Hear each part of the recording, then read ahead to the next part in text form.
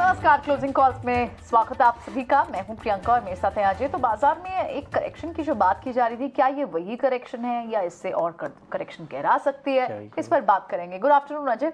400 point, अब तो ऐसा लग रहा है कि करेक्शन ये करेक्शन जैसा भी क्या लग रहा है, ये तो सिर्फ प्रॉफिट बुकिंग है, फिसलना है, ये थोड़ा सा गिरावट नहीं है, बहुत बड़ी बिल्कुल गिरावट नरमी है, ये करेक्शन नहीं है। इसलिए सवाल मेरा यही था कि इसे क्या आपके जैकेट के रंग से पूरा मार्केट ऐसा नहीं है कि लहूलुहान का फायदा हुआ नहीं। देखिए मामूली सी एक नरमी दिखाई दे रही है। हाँ।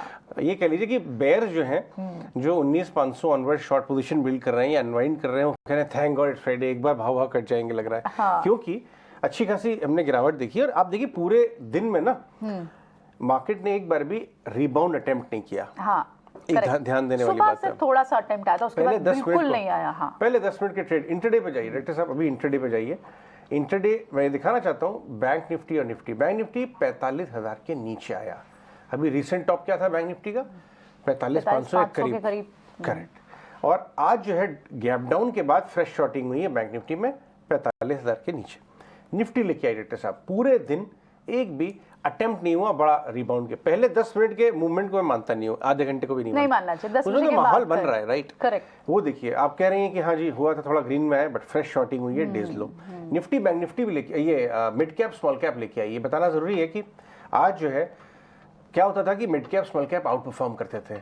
जिस दिन वहां नरमी होती थी तो लार्ज कैप्स आउट परफॉर्म करते थे, लेकिन आज चौतरफा नरमी है, कमजोरी नहीं। मैं अपने शब्दों को बहुत चुनूंगा। नहीं, बिल्कुल। तो आप देखिए मिड कैप स्मॉल कैप भी नरम हुए हैं और ठीक है, अच्छी बात है, बाजार को हेल्दी बना रहे हैं। एडीबी के बाद थोड़ा बाजार डर गया और हमने पहले ही बताया था सुबह कि ये एडीबी के जॉब्स डेटा है, ये इंडिकेशन दे रहे हैं। एक्चुअल जॉब डेटा शाम को आएगा आज, राइट। उससे पहले से थोड़े से स्क्वायर ऑफ हो रहे हैं, जाने का थोड़ा सा शॉर्ट बना लेते हैं, मुनाफा वसूली कर लेते हैं, तो ये एक अच्छी आपको फॉल दिख रही है। लेकिन मैंने आपको सुबह ये भी बताया था, अपनी बात हो रही थी ना, रिलायंस हरे निशान में, बाजार को कड़क बनाए। रिलायंस गिरता तो शायद हम और डीप होते। बिल्कुल। बहुत सारे आईटी नाम जिनके रिजल्ट्स हैं नेक्स्ट वीक, वहां फॉल में बाइंग आई। टीसीएस वगैरह को अगर आप देखिए तो नेट आप देखिए स्मॉल कैप वगैरह क्यों करेक्शन में आ रहे हैं। आज निपॉन ने बोला कि साहब लमसम इन्वेस्ट मत करिए, थोड़ा सा फ्रॉथी लग रहा है बाजार। तो टाटा के बाद टाटा एमसी ने पिछले हफ्ते बोला था, आज निपॉन एमसी ने ये बात बोली, ये वाला पॉइंट लेके आइए कि हम स्मॉल कैप्स में लमसम पैसा नहीं लेंगे। और बुल बेयर तो कल हमने आपको दिखाई था कि वो ऑलरेडी एक्स्ट्रा बुलिश या एक्सट्रीम बुलिश की तरफ दर्शा रहा था। उसके बाद इस तरह की मामूली नरमी आती हुई दिख रही है। तो ये देखिए 96 पे चला गया था, ऑलमोस्ट 100%। ये सीएलएसए का बुल बेयर इंडेक्स है। लेकिन आपको बता दूं मैं कि बहुत सारे नाम हैं ऑटो में, कंज्यूमर में, आपके रिलायंस को देख लीजिए, टीसीएस को देखिए, सब हरे निशान में। तो बाजार को किसी तरह पकड़ के रखें। इसलिए आखिरी दिन में इंपॉर्टेंट 2 बातें होंगी प्रियंका। एक, ये आखिरी दिन में शॉर्ट कवरिंग आती है नहीं, और ये रिबाउंड का टेस्ट होगा कि जो बाय ऑन डिप साहब, बाय ऑन डिप, ये डिप आया बाय आती है नहीं, और एफआई के फ्लोज शाम को अभी लगातार बाय फ्लोज थे। आज की जो गिरावट है क्या वो कोइंसाइड करते हैं नेगेटिव फ्लोज से? उससे मंडे की आपको एक तरह से ट्रेड निर्धारित होगा। तो ये 3-4 बातें बहुत ध्यान रखने लायक हैं। लेकिन आगे की बात हम किसके साथ लेके चलेंगे? हमारे साथ हमारे पैनलिस्ट भी जुड़ रहे हैं, मितेश पंचाल हैं, राजेश पालविया भी हैं, और फंडामेंटल गेस्ट भी जुड़ेंगे। सबसे पहले मैं मितेश के साथ शुरू करूंगा सिस्टम्स एंड मेथड्स के रेडार पे। ये जो नरमी है वो क्या एक थोड़ी और घंघोर गिरावट में बदल सकती है, तब्दील हो सकती है, या शैलो ही रहेगी ये नरमी और यहीं से अपॉर्चुनिटी आ जाएगी? बताइए मितेश बाबू। Good morning Ajay ji. देखिए जो सिस्टम और मेथड बता रहा है वो यही है कि आज भी जो लिस्ट आया वो बहुत ही प्रॉमिसिंग है, आज भी जो स्टॉक्स आए वो बहुत ही प्रॉमिसिंग है। और फिर एक बार आप बोलेंगे कि मितेश जी बहुत ही इंटरेस्टिंग लिस्ट आपने मेरे सामने रख दी है बाय साइड ट्रेड फॉर्मेशन की। तो ये हल्की सी एक गिरावट है, स्वाभाविक है कि ऑल टाइम हाई के ऊपर बेसिकली करेक्शंस आता है। सो हमको इससे घबराने की जरूरत नहीं है। ये छोटा सा करेक्शन है, प्रोबेबली 1-2 दिन के लिए चल सकता है, लेकिन गोइंग फॉरवर्ड ये जो करेक्शंस हैं वो उसको अगर बाय ऑन डिप्स की तरह हमने यूज किया तो डेफिनेटली अगले 1 से 3 महीने में बहुत ही अच्छे रिवॉर्ड हमको देखने के लिए मिलेंगे। तो ये जो नरमी है वो डेफिनेटली हम लोग बाय साइड ट्रेड फॉर्मेशन के लिए यूज करते हैं। हमको नहीं लग रहा है कि ये ट्रेंड रिवर्सल का कोई भी संकेत दे रहा है। उसकी यही वजह है कि आज जो मैं लिस्ट आपको पेश करूंगा मेरी बाय साइड की, उसके ऊपर से आपको अंदाजा आ जाएगा कि स्मार्ट मनी जो है, जो बेसिकली सेक्टर रोटेशन की बात है, कहाँ पे अभी बाइंग के मौके चल रहे हैं। अगर उसकी लिस्ट आप देखेंगे तो आपको पता चल जाएगा कि ये जो नरमी है वो बेसिकली टेम्पररी है। गोइंग फॉरवर्ड इतना बड़ा करेक्शन हमारे मार्केट में आना नहीं चाहिए और नहीं आएगा। और ये जो गिरावट है उसको हमको बाय साइड ट्रेड फॉर्मेशन मतलब निचले स्तरों के ऊपर अच्छे से स्टॉक्स बाइंग करने की अपॉर्चुनिटी ढूंढनी चाहिए। राजेश पालिया भी है हमारे साथ और कुंज बंसल आज बहुत दिनों बाद शो पे नजर आ रहे हैं। कुंज, आज आप रास्ता भूल के स्वदेश पे क्लोजिंग शो पे, क्या बात है, मजा आ गया बड़े दिनों बाद। तो चलिए राजेश जी से भी एक बार टेक्निकल चेक ले लेते हैं, उसके बाद कुछ फैक्टर्स पे कुंज के साथ डिस्कस करेंगे। राजेश बताइए, निफ्टी बैंक निफ्टी लेवल्स कहाँ पे सपोर्ट लेगा, क्या करना चाहिए? Good afternoon Ajay ji, good afternoon everyone. तो निफ्टी में हमें लगता है यहाँ पे जो एक मेजर सपोर्ट एरिया है वो 19,300-350 के जोन में यहाँ पे हमें लगता है कि मार्केट सपोर्ट लेता हुआ दिखे, क्योंकि अगर हम पुट बेस भी देखें तो 19,300 पे मेजर पुट राइटिंग देखने को मिली। और पिछले कुछ सेशंस में हमने देखा था कि यहाँ पे काफी बड़ा कॉल राइटर्स ने अपना शॉर्ट कवरिंग भी यहाँ पे करते हुए दिखे थे। तो 19,300 के आसपास हमें लगता है कि एक अच्छा सपोर्ट बना हुआ, जब तक ये नहीं वायलेट होता है। एज सच कोई डर वाला यहाँ पे कोई या बड़ी प्रॉफिट टेकिंग हमें नहीं लगता कि यहाँ पे इनिशिएट होते हुए दिखेगी। और बैंक निफ्टी में हमें लग रहा है कि यहाँ पे 44,700 ये एक मेजर सपोर्ट एरिया है। जब तक इसके ऊपर हम बने हुए, यहाँ पे भी हमें लगता है कि अगर ये करेक्शन थोड़ा और 100-150 पॉइंट का बैंक निफ्टी में आता है तो वहाँ पे सपोर्ट बनते हुए दिखेगा और वहाँ से वापस पुल बैक के ट्रेड बनते हुए दिखेंगे। तो ये है इंडेक्स पे व्यू। अगर आप कहें तो मैं स्टॉक्स भी जो मुझे लगता है अट्रैक्टिव लग रहे हैं वो शेयर करूँ। चलिए अभी बातचीत लेके चलते हैं हम अपने कुंज बंसल के पास। कुंज, सबसे पहले ये बताइए कि आपको देखा होगा आपने कि बाजार में एक हफ्ते से एक हम लोग एक ऐसा लग रहा था बाजार एक करेक्शन मांग रहा है, डिमांड कर रहा है, एक गिरावट दे दो, एक गिरावट दे दो। अनहेल्दी हो रही है बाजार। हाँ, यही तो हो रहा था डेली। हर फंड मैनेजर कह रहा है कि जो चैनल पे आ रहा है, अभी थोड़ा रिस्क रिवॉर्ड लार्ज कैप की तरह ज्यादा हो रहा है। कहना यही चाहते हैं कि मिड कैप बहुत फ्रॉथी लग रहा है, लेकिन बोल नहीं सकते। उसके बाद पिछले हफ्ते टाटा एएमसी ने स्मॉल कैप से पैसा लेना बंद किया। हमने उनसे बात की, उन्होंने कहा कि साहब नहीं, थोड़ा बाजार को देख के, मैं समझ गया कंजर्वेटिवली बोल रहे हैं कि भाई एक साथ बहुत पैसा आ रहा है स्मॉल कैप्स में, जो तो एसआईपी दिखा रहा है। आज निपॉन ने किया, कल सीएलएसए की बुलबेर इंडिकेटर बता रही है कि बहुत द्वारा बुलिश की तरफ चला गया है।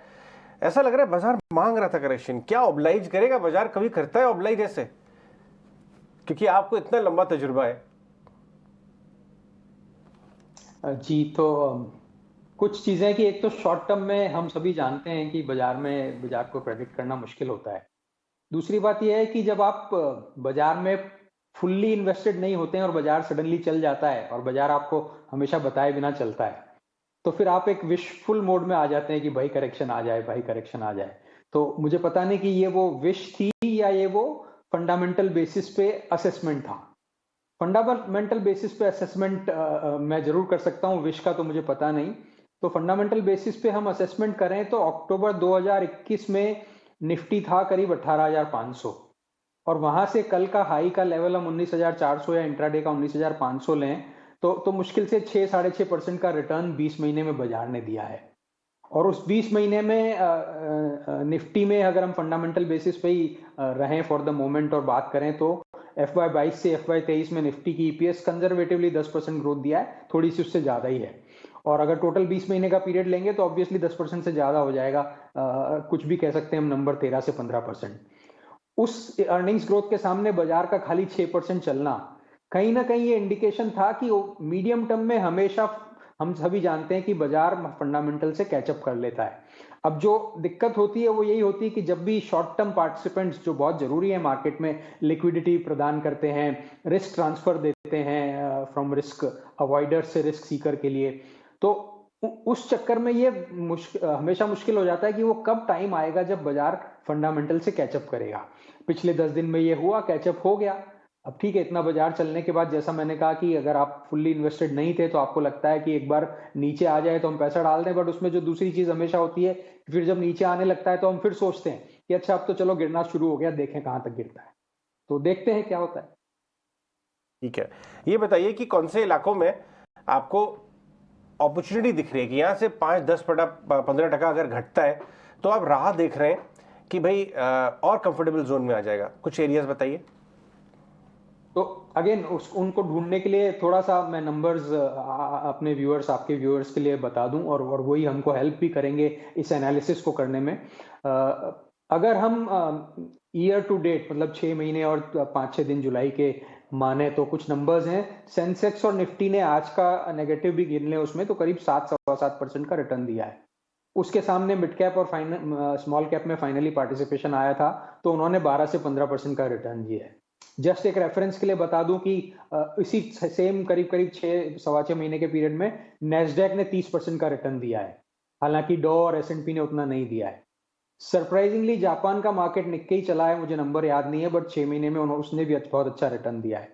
उसके अलावा ग्लोबल मार्केट ब्रॉडली फ्लैटिश रहे हैं, यूके हो गया या यूरोप हो गया। इंडिया पे वापस आते हुए इस 7% निफ्टी और सेंसेक्स के रिटर्न में करीब 24% रिटर्न कैपिटल गुड्स का था, करीब 20% ऑटोमोबाइल का था। सरप्राइजिंगली लो बीटा सेक्टर्स ने भी अच्छा परफॉर्म किया। एफएमसीजी का करीब 12-13% रिटर्न था। फार्मा का बहुत टाइम बाद पार्टिसिपेशन आया, करीब 10% का रिटर्न था। अंडर परफॉर्मेंस थी बैंकिंग में, पब्लिक सेक्टर बैंकिंग में, मेटल्स में, ऑयल्स में, ऑफ कोर्स आईटी में। तो अब जब हम वापस से इतने बड़े हुए मार्केट पे व्यू लेंगे, तो मैं बार बार फंडामेंटल्स की बात कर रहा हूं, तो उसको लेते हुए ऑब्वियसली ये व्यू आता है। और जैसा आपने कहा कि अगर बाजार में करेक्शन आता है, और बाजार में करेक्शन आता है तो इंडिविजुअल सेक्टर्स और स्टॉक में उससे ज्यादा करेक्शन आता है, क्योंकि अभी बाजार चला भी तो इंडिविजुअल सेक्टर्स और स्टॉक में बहुत ज्यादा बाजार के कंपैरिजन में रिटर्न आए। तो जो भी 10-12% या 8% नंबर्स बोलना मुश्किल है, करेक्शन होता है। तो मुझे लगता है इसी ड्यूरेशन में आईटी के नंबर्स भी आ जाएंगे, और वो हो सकता है थोड़े से वीक रहे गिवन जो ग्रोथ रेट की कम एक्सपेक्टेशन वगैरह थी। बट जिस हिसाब से सेक्टर का फंडामेंटल है, net cash generating companies, reasonably decent growth, plus minus double digit के थोड़ा सा नीचे या डबल डिजिट के ऊपर, predictability of the business, good dividend payout ratios for sharing of the profit with minority shareholders. तो मुझे लगता है इतने बड़े हुए बाजार में ये ऐसी जगह है जहां पे फंडामेंटल्स और वैल्यूएशन का कॉम्बिनेशन इन्वेस्टर्स को अच्छा मिल सकता है। वेरी इंटरेस्टिंग कुंज, ठीक है। ये आपका एक रीजनिंग जो आप बता रहे हैं, आईटी आपको यहाँ पर पैक समझ भी आ रहा है, ठीक है। चर्चा आपसे आगे भी जारी रहेगी, लेकिन इस बीच हमारे साथ जो दोनों पैनलिस्ट हैं उनकी आज की रिकमेंडेशन समझ लेते हैं। राजेश, आज आपकी रिकमेंडेशन क्या होंगी? क्या ऑफकोर्स जिस तरह से अगर ये छोटी नरमी है तो ये तो जहाँ जहाँ गिरावट दिख रही है या थोड़ी बहुत प्रॉफिट बुकिंग दिख रही है वहाँ तो एक्यूमुलेशन का मौका होना चाहिए। क्या है आपके आज के बेट्स? तो प्रियंका जी, पहला स्टॉक मेरा जी एंटरटेनमेंट है। जील में अगर हम देखें तो काफी अच्छा बाउंस बैक यहाँ पे बनते हुए दिख रहा है, और स्टॉक में अगर देखें तो एक ओवरसोल्ड ट्रेजेक्टरी से जिस तरीके से मोमेंटम बना है यहाँ पे, अब 50 डे 100 डे मूविंग एवरेज के ऊपर भी स्टॉक क्रॉस करते हुए दिख रहा है। तो यहाँ पे हम एक्सपेक्ट करें 210 से लेके 215 तक के अपसाइड आते हुए दिखेगी। स्टॉप लॉस अब थोड़ा बढ़ाना पड़ेगा, क्योंकि स्टॉक पिछले 5-10 मिनट में काफी अच्छा मूव बनते हुए दिखा है। तो अब स्टॉप लॉस को यहाँ पे 192 के आसपास लेके आना होगा, और टारगेट 210-215 तक हमें लगता है जील में आते हुए दिखेंगे। जो दूसरा स्टॉक है वो पीएसयू बैंकिंग स्पेस से, और उसमें हमें लगता है कैनरा बैंक के साथ जाना चाहिए। स्टॉक में जिस तरीके के ब्रेकआउट यहाँ पे एक मल्टीपल सप्लाई जोन के ऑलरेडी हुए थे डेली चार्ट पे, उसको होल्ड आउट करते हुए दिख रहा है। और अगर हम देखें तो आज वापस से ये स्टॉक में गिरावट के मार्केट में भी आज वापस से इसमें डे हाई की तरफ ट्रेड करते हुए दिख रहा है। तो यहाँ पे एक क्लियर एक स्ट्रेंथ बनी हुई है। तो छोटी जो डिप थी वापस से लोअर साइड पे एक अच्छा बाइंग इंटरेस्ट बना है, और रिकवरी पूरी देखने को मिल रही है। यहाँ पे हम प्रोजेक्ट कर रहे हैं टारगेट जो आना चाहिए कैनरा बैंक के 345 से 350 तक के। स्टॉप लॉस होगा करीब 320 के आसपास। और तीसरा स्टॉक जो हमें आई थिंक राजेश से कनेक्ट टूटा है। तीसरा स्टॉक भी वो बता रहे थे हमें, कोई नहीं, उनके पास वापस लौटते हैं।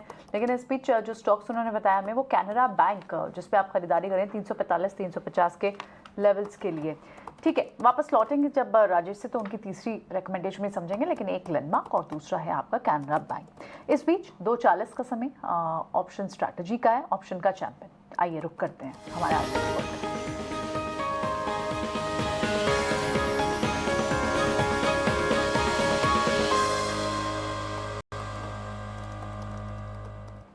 तो हमारे साथ आज अक्षय भागवत हैं, उनसे समझते हैं। अक्षय, बताएं क्या है आज का ट्रेड? नमस्कार। तो आज मार्केट में थोड़ी सी हिचकिचाहट दिख रही है, नर्वसनेस दिख रही है ट्रेड में। तो जो मनी फ्लो है वो फार्मा सेक्टर के काफी स्टॉक्स में पिकअप होता हुआ दिख रहा है। तो यहाँ पे सिप्ला जो है वो स्टॉक हमें ऑप्शंस के लिए आज उसका सेटअप अच्छा लग रहा है। तो अगर आप इसका ट्रेंड देखें तो एक पॉजिटिव ट्रेंड में ही चल रहा है सिप्ला गए 2 महीनों से। गए 5-6-7 दिनों में वो एक रेंज में है, 1000 का बेस है और 1025 का अपर एंड ऑफ द बेस है। यहाँ पे हम एक प्रीएम्प्ट कर रहे थे कि ऊपर का जो रेजिस्टेंस है 1025 का वो ब्रेकआउट जल्दी ही हमें देखने को मिले, क्योंकि 1000 के लेवल पे काफी पुट राइटिंग का सपोर्ट बन रहा है सिप्ला में। तो अगर हम ऑप्शन में इसे पार्टिसिपेट करें तो आप जुलाई एक्सपायरी की 1030 की कॉल खरीद सकते हैं करंट रेट में, जो आपको 22 या 23 रुपए में अवेलेबल होगी। इसका टारगेट बनेगा 34 फर्स्ट टारगेट, सेकेंड टारगेट बनेगा 40 और आप ये ट्रेड में 14 रुपीज का स्टॉप लॉस बन के चल सकते हैं। स्टॉप लॉस लगाएं क्योंकि निकेट कॉल है 1030 की आप बता रहे हैं यहाँ कॉल लेने के लिए, जो ऑलमोस्ट स्ट्राइक के पास ही है, स्पॉट के पास ही है, ठीक है। और यहाँ पर आपको जो टोटल प्रीमियम लगाना होगा वो 13,000 का, मैक्सिमम आपको जो लॉस हो सकता है वो 4500 का हो सकता है, ठीक है। अक्षय, शुक्रिया ये स्ट्रैटेजी बताने के लिए। मितेश के पास भी चलते हैं। मितेश, आप एक लिस्ट ऑफ स्टॉक्स की बात कर रहे थे, आप अपने रिकमेंडेशन बताएं प्लीज। तो रिकमेंडेशन 4 है। पहला है अंबर इंडस्ट्रीज, 2100 से 2200 के बीच में बहुत ही एक स्ट्रॉन्ग बेस बना है स्टॉक में और 2200 के ऊपर एक बहुत ही स्ट्रॉन्ग ब्रेकआउट मिला है। तो हमको लग रहा है ये ट्रेंड रिवर्सल है, बहुत ही तगड़ा रिवर्सल है और यहाँ से बहुत ही एक स्ट्रॉन्ग अपसाइड देखने के लिए मिलेगी। तो अंबर इंडस्ट्री में पोजीशन ली जाए 2050 के स्टॉप लॉस से। पहला टारगेट रहेगा 2500 का, दूसरा टारगेट रहेगा 2800 का। ये पूरा ट्रेंड रिवर्सल है। दूसरा है हनीवेल ऑटोमेशन। आपको पता है हम लोग एमएनसी स्टॉक्स के ऊपर बहुत ही बुलिश है, एमएनसी इंडेक्स के ऊपर भी बहुत ही बुलिश है। उसी श्रृंखला में ये और एक स्टॉक है हनीवेल ऑटोमेशन। 41,800 के ऊपर बहुत ही एक स्ट्रॉन्ग ब्रेकआउट हमको देखने के लिए मिला है और सिस्टम और मेथड एडवोकेट कर रही है कि यहाँ से एक लंबी बारी के लिए स्टॉक रेडी है। तो हनीवेल ऑटोमेशन में करंट लेवल के ऊपर खरीदारी की जा सकती है। स्टॉप लॉस आपका 40,000 का रहेगा, पहला टारगेट 48,000, दूसरा टारगेट 52,000। तीसरा है लक्ष्मी मशीन। लक्ष्मी मशीन में भी 12,000 के ऊपर एक बहुत ही स्ट्रॉन्ग बेस बना है और ये बेस जो है वो कंटिन्यूएशन ऑफ ट्रेंड है। तो मंथली और क्वार्टरली चार्ट एडवोकेट कर रहे हैं कि लक्ष्मी मशीन में एक बहुत ही लंबी बारी की एक शुरुआत होगी। स्टॉप लॉस के हिसाब से आप 11,500 का स्टॉप लॉस रख सकते हैं। पहला टारगेट इसमें रहेगा 16,000 का, दूसरा टारगेट रहेगा 18,000 का। और last but not the least ये है ICICI Pru Life. ICICI Pru Life में 506 के ऊपर डेली और वीकली चार्ट के कॉम्बिनेशन के ऊपर एक बहुत ही स्ट्रॉन्ग ब्रेकआउट मिला है। तो आईसीआईसीआई प्रू लाइफ में बहुत ही लंबी अवधि के बाद एक ब्रेकआउट मिला है। उसमें 510 रुपए के स्टॉप लॉस से आप ट्रेड ले सकते हो, जिसमें टारगेट रहेगा पहला 680 और दूसरा 750। एक क्वेश्चन आ रहा है दिमाग में, प्रियंका पूछ रही है कि हनीवेल का जो ट्रेड है वो 2-3 लोगों को कंट्रीब्यूशन में करना पड़ेगा क्योंकि 48,000 रुपये का भाव है, तो एक जना तो ले नहीं पाएगा, 2 या 3 जने मिल के ले सकते हैं। वो भी तो बता दीजिए, या कोई छोटा स्टॉक बताइए सर, कहाँ 48,000 रुपये का स्टॉक बता रहे हैं, 10% का रिटर्न टारगेट में कोई छोटा वाला बताइए। हमारे टारगेट ऑडियंस नहीं कर पाएगा 48,000 का एक स्टॉक। देखिए अजय जी, यही ब्यूटी है कि ऑल टाइम हाई के ऊपर, जैसे हमने बहुत ही पहले बताया था कि एमआरएफ में 1 लाख और 1,25,000 का टारगेट। जी हाँ, बताया तो था, राइट। बिल्कुल एमआरएफ बताया था। अरे मैं मजाक कर रहा हूँ मितेश जी, मैं मजाक कर रहा हूँ यार, आप सीरियस हो गए। फ्राइडे है, थोड़ा बहुत कहीं मुस्कुरा भी दिया करिए। आपको पता नहीं रिटेल इंडस्ट्री की ताकत गांव में। आज अभी मैं थोड़ी देर में डीमैट का डेटा बताता हूँ। 13 मंथ हाई पे और हाईएस्ट ग्रोथ जो है वो छोटे शहर में, अब नॉन अर्बन में, गांव में। और आपको पता है कि मोतीलाल ओसवाल जी का जो ब्रोकिंग बिजनेस है उसका सबसे बड़ा डिस्ट्रीब्यूटर पता है, सबसे बड़ा ऑफिस किधर है जहाँ कंट्रीब्यूशन ब्रोकिंग की आती है, नॉन इंस्टीट्यूशनल, लखनऊ में। मुझे बड़ा अचंभा हुआ कि नॉन मेट्रो, तो मैं मजाक कर रहा हूँ। नहीं, आपका वो कॉल बहुत अच्छा था, याद है मुझे, एमआरएफ वाला। और हनीवेल पे भी मेरे व्यूअर्स आई एम श्योर आपके ध्यान रखेंगे। लेकिन हाँ, कुछ कह रहे हैं आप? यस, ऐड कर दूं, अगर आपको पता हो तो, अगर जियोग्राफी वाइज डीमैट अकाउंट्स अगर आप देखें तो हमारे गुजरात में एक गांव है, जो एक एरिया है जिसका नाम है जूनागढ़। तो अगर आप पर कैपिटा अगर सबसे ज्यादा डीमैट अकाउंट अगर है तो वो जूनागढ़ में है। और जब आज से 10-15 साल पहले जब वीसेट होता था कनेक्टिविटी के लिए, तो सबसे ज्यादा वीसेट इंडिया में राजकोट में इंस्टॉल हुआ करते थे। तो सर इंडिया का जो रूरल है वो हनीवेल, तो क्या सर वो बर्कशायर हैथवे भी खरीद सकता है? नहीं, बिल्कुल सही बात कही आपने। जूनागढ़ से जुड़ी बहुत सारी कहानियां भी हैं, राजा जूनागढ़ से। हाँ, पता है बहुत। लेकिन आगे बढ़ते हैं, फ्राइडे का मामला है तो एक बहुत इंपॉर्टेंट चर्चा है। इनफैक्ट एक ऐसी चीज हुई है बाजार में जिसने पूरी इस बारे में बड़ी चर्चा हो रही है बाजार में कि इसका संकेत क्या है, किसके पीछे की बात क्या थी, मामला क्या है। वो ये थी कि टाटा एएमसी ने पिछले हफ्ते स्मॉल कैप स्कीम्स में लमसम इन्वेस्टमेंट्स बंद किए। लोगों को लगा शायद ये वन ऑफ है, लेकिन आज सुबह निपॉन ने भी वही किया एग्जैक्टली। तो हम आपके साथ एक चर्चा लेके आए कि स्मॉल कैप स्कीम्स में लमसम इन्वेस्टमेंट का बंद होना क्या है, उसके पीछे की रीजनिंग क्या है। और हमारे साथ जो आज स्टूडियो में बैठी हैं वो म्यूचुअल फंड्स की अथॉरिटी हैं, कविता जी ने इंडस्ट्री में ऑफ रिकॉर्ड ऑन रिकॉर्ड सब बातचीत करके तहकीकात कर ली है पूरी, और वो एक जिस्ट लेके आए। क्योंकि अगर आप स्मॉल कैप इन्वेस्टर हैं, जो कि बहुत रिटेल होते हैं, मेरे भी एसआईपी चल रहे हैं स्मॉल कैप में, तो जानना चाहते हैं कि इसके पीछे का माजरा क्या है। बताइए कविता जी। तो जरा नवाजी आपकी, सबसे पहले तो आपने तारीफ की। दूसरा, एसआईपी चल रही है ना, कोई प्रॉब्लम नहीं है, कोई प्रॉब्लम नहीं है। एसआईपी जस की तस बनी रहेगी, उसमें निवेश बंद नहीं हो रहा है। निवेश कहाँ बंद हो रहा है, कौन कौन बंद कर रहा है, इसका आप पर क्या इम्पैक्ट होगा ये बताती हूँ। तो टाटा एएमसी ने अपना जो स्मॉल कैप फंड है उसमें अपना लमसम का जो निवेश है उस फंड में वो बंद कर दिया है। लेकिन अगर आपकी टाटा के स्मॉल कैप फंड में एसआईपी चल रही है और पहले से अगर आप कोई एसटीपी कर रहे हैं तो उसमें कोई दिक्कत नहीं है। कल और हमने देखा कि निपॉन का जो स्मॉल कैप फंड है, जो आपको बता दूं मैं इस कैटेगरी का सबसे बड़ा फंड है, उसका जो एओएम है लगभग 31,945 करोड़ का है। उन्होंने अपने लमसम निवेश को बंद कर दिया है। और आपकी अगर एसआईपी निपॉन के स्मॉल कैप में चल रही है, एसटीपी चल रही है, वो जस की तस है, उसमें कोई दिक्कत नहीं है। अच्छा, क्या ये जो रोक लगी है क्या ये हमेशा के लिए लगी है? बिल्कुल भी नहीं। फिलहाल जो आंकड़े कह रहे हैं और जो ट्रेंड भी हम देख रहे हैं स्मॉल कैप में, और जो कि हमेशा बाजार के बुल रन को जब भी हम देखते हैं तो होता ही है, निवेशकों को उसमें पैसे डालने का बहुत रुझान आता है। उनको लगता है कि यहाँ पर मुनाफा ज्यादा दोगुना हो सकता है। बिल्कुल हो सकता है, बाकायदा आप अपनी निवेश की जो अवधि है वो लंबी रखें।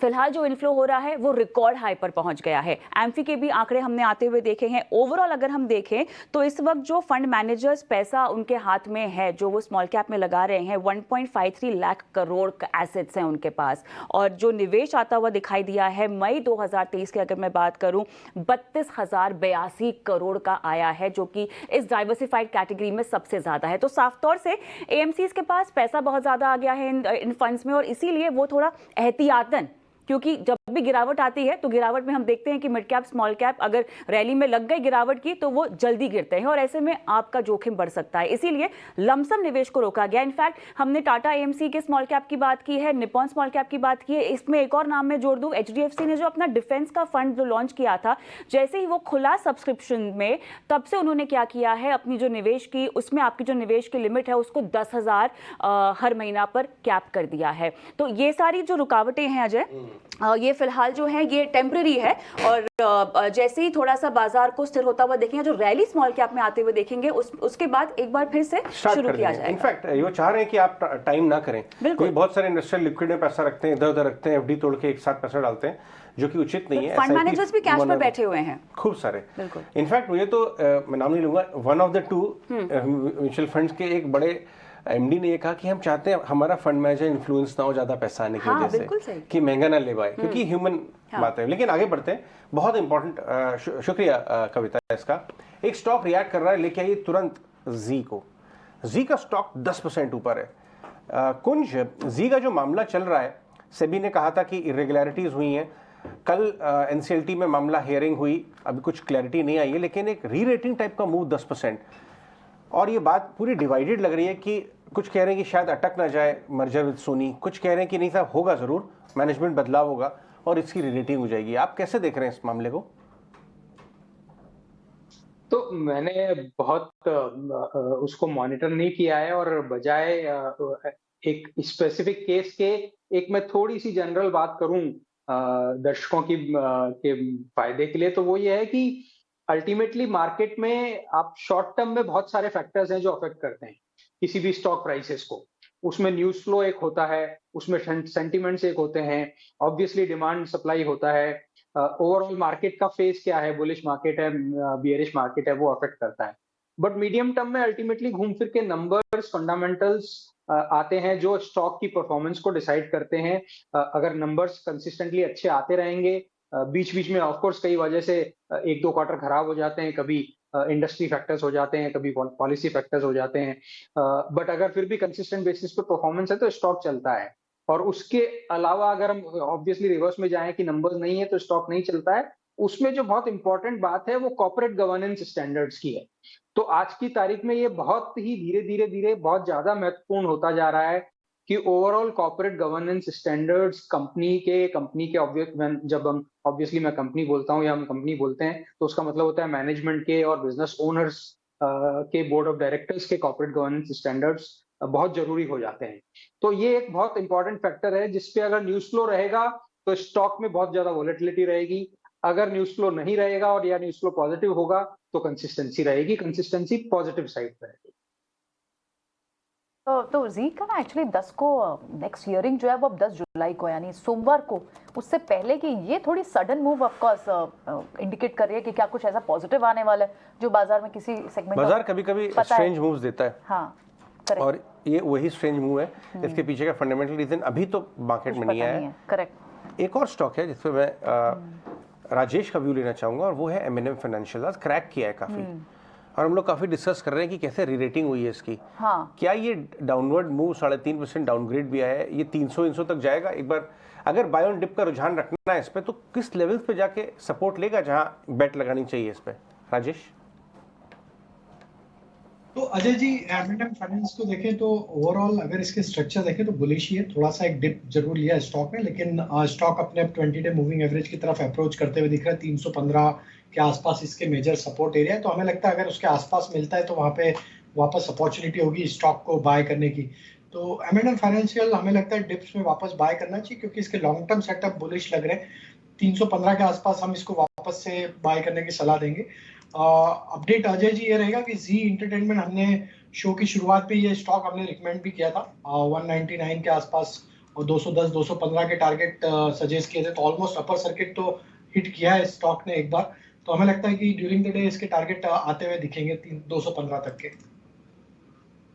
राइट, ठीक है। सो ये M&M फाइनेंस पर आज 3-3.5% का जो एक क्रैक है, ठीक है। लेकिन बहुत सारी जगहों पर आप देखें प्राइस लूजर्स, आज लिकर काउंटर्स से रिलेटेड जो खबर आई है उसका एक इम्पैक्ट तो पड़ रहा है। आप USL मैकडॉनल्ड्स के स्टॉक को देखें, रेडिको खैतान को देखें, सोम डिस्टिलरीज को देखें। लेकिन सोम डिस्टिलरीज के मैनेजमेंट में आज दिन से जब उनसे बात हुई थी तो उन्होंने कहा कि कोई बात नहीं, अगर एक पर्टिकुलर सेगमेंट पे अगर झटका लगा है तो क्या होगा, दूसरे सेगमेंट की कंजम्पशन बढ़ जाएगी। नहीं, एक्चुअली उन्होंने, मैं भी इंग्लिश में उससे बात कर रहा था, उन्होंने कहा साहब हमें तो फायदा होगा। करेक्ट, यही बोलने जा रही बियर के ऊपर बहुत कम हाइक हुई है, ज्यादा लिकर पे हुई है। वो इतना लेवल तक आ गए थे, वो ये कह रहे कि एक क्वार्टर अगर आप लिकर लेंगे तो अब वो पड़ता नहीं आएगा, जिसे कहते हैं ना कि फॉर ड्रिंकर, सो वो इधर शिफ्ट हो जाएंगे। हाँ, थोड़ा सा बेस शिफ्ट होगा। हाँ, बेस इधर शिफ्ट हो जाएगा। तो बियर ड्रिंकर्स का पॉजिटिव है, इसलिए पता नहीं यूबी और अभी भी सोम डिस्टिलरीज प्रेशर में वहां पर भी तो बड़ा, क्योंकि वो बहुत बड़ा मार्केट है। कर्नाटका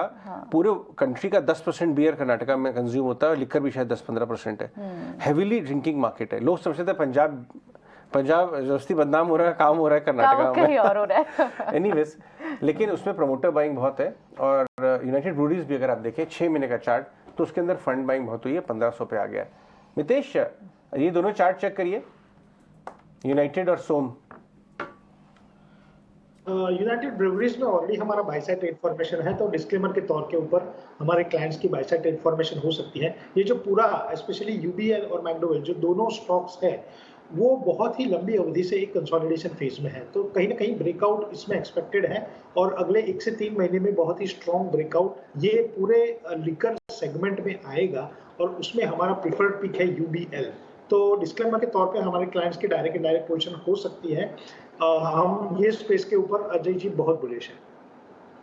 आप इस स्पेस में बहुत बुलिश हैं तो ये तो खरीदारी के मौके होने चाहिए अगर यहाँ पर नीचे मिल रहा है इस पर्टिकुलर खबर से, क्योंकि अगर एक जोन में अगर टैक्स लगा तो क्या हो गया, बाकी कंजम्पशन दूसरे पॉकेट्स में तो हो ही रहा है, दूसरे स्टेट्स में तो है ही है, पर ठीक है बाजार नीचे रिएक्शन देता है और आज इस खबर पर तो एटलीस्ट दे रहा है। लेकिन और कहाँ आज मोमेंटम बना हुआ है, अगर रोटेशन थोड़ी सी फार्मा स्पेस में शिफ्ट हो रही है, अभी ये बात भी कर रहे थे शायद मितेश बात कर रहे थे कि कहीं ना कहीं रोटेशन शिफ्ट हो रही है और ग्लेनमार्क फार्मा ग्रैन्यूल्स भी इनफैक्ट कई दिनों के बाद आपको आज उसमें एक्शन दिख रहा है, बहुत ही ये भी ट्रेडेड फैंसी काउंटर होता है। लेकिन आज इस मूव को राजेश कैसे देखेंगे, क्या जिन लोगों को इस पर्टिकुलर स्टॉक में राइड करना है क्या वो अभी राइड करें, एक बार के लिए बुक कर लें, क्या रैली होगी, there would be legs to this rally?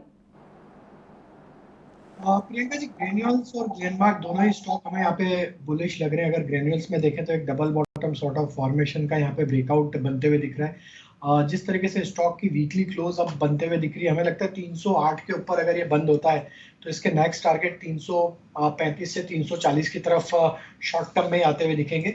और ग्लेनमार्क तो हमने शो की शुरुआत में रिकमेंड भी किया है, 720-730 तक की अपसाइड हमें लगता है कंटिन्यूएशन में आते हुए दिखेगी। स्टॉक एक अप स्लोपिंग चैनल में ट्रेवल करते हुए दिख रहा है वीकली चार्ट में, तो ये क्लियरली एक अप ट्रेंड में यहाँ पे डिस्प्ले कर रहा है। तो ग्लेनमार्क पे भी व्यू बुलिश है और हमें लगता है 680 के स्टॉप लॉस से यहाँ पे भी लॉन्ग साइड का ट्रेड लिया जा सकता है।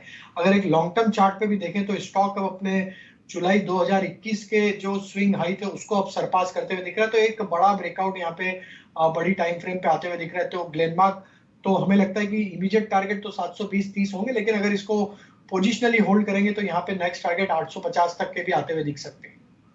ग्लेनमार्क में 850 तक के आप टारगेट्स देख रहे हैं और ठीक है फार्मा स्पेस में स्टॉक्स में मूवमेंट भी है, इस स्टॉक पर ध्यान रखेंगे हम, ठीक है राजेश। लेकिन एक स्टॉक हम तक शरद भी लेकर आए हैं, खबर गर्म है, कहाँ है खबर, शरद बताएंगे।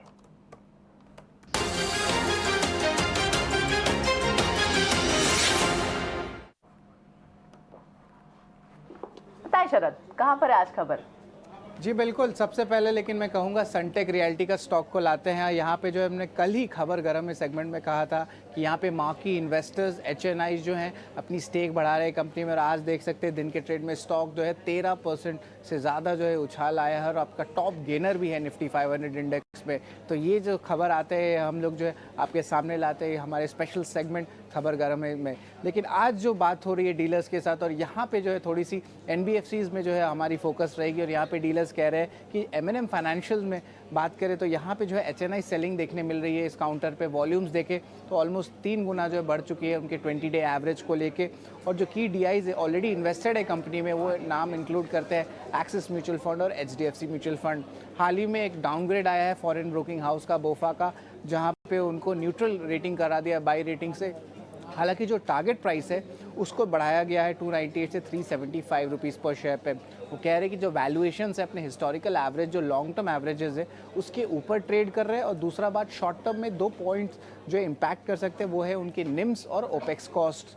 इसके अलावा जो है Q1 की जो नंबर्स आई थी डिसबर्समेंट्स की हमने एनालाइज किया तो सिक्वेंशियली जो है नंबर्स कम आए हैं, हालांकि ईयर ऑन ईयर बेसिस पे ग्रोथ अभी भी स्ट्रांग है।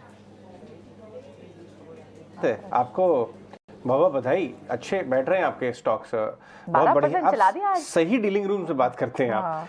डीलिंग रूम तो देश भर में भरे हुए हैं, बट सही चुनिंदा डीलिंग रूम में जहाँ पे अच्छा काम हो रहा है वहाँ से चुन चुन के हमारे शरद बाबू स्टॉक्स लेके आते हैं।